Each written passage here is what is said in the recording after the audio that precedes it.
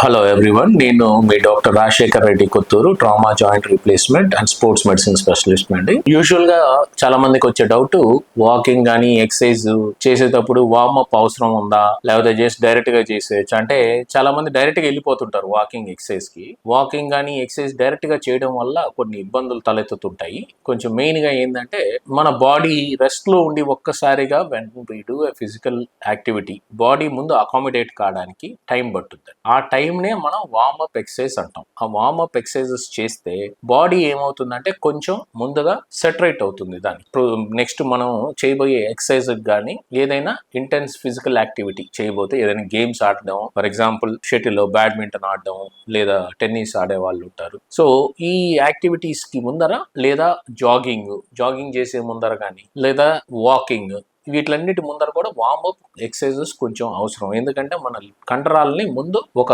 Relax stage నుంచి warm up చేసినప్పుడు కండరాలన్నీ కూడా they will be ready, prepare అయ్యి ఉంటాయి నెక్స్ట్ యాక్టివిటీ. అంటే కాంట్రాక్ట్ అవుతుంది అనమాట మజిల్. ఎప్పుడైనా మనం వాకింగ్ చేసినా, ఫిజికల్ యాక్టివిటీ చేసినప్పుడు మజిల్స్ కాంట్రాక్ట్ అవి మళ్ళీ రిలాక్స్ అవ్వాలి. సో వీటిలన్నిటికీ మజిల్స్ ప్రిపేర్ అయ్యి ఉంటాయి. అదే విధంగా లిగమెంట్స్, జాయింట్స్ అన్ని కూడా మనకి ఫ్లెక్సిబిలిటీ పెరుగుద్ది. కాబట్టి compulsory walking are physical activity, ఏదైనా గేమ్స్, స్పోర్ట్స్ ఆడే ముందర లేదా జాగింగ్ చేసే ముందర కంపల్సరీ చేయాలి వార్మప్ ఎక్సర్సైజెస్. Thank you.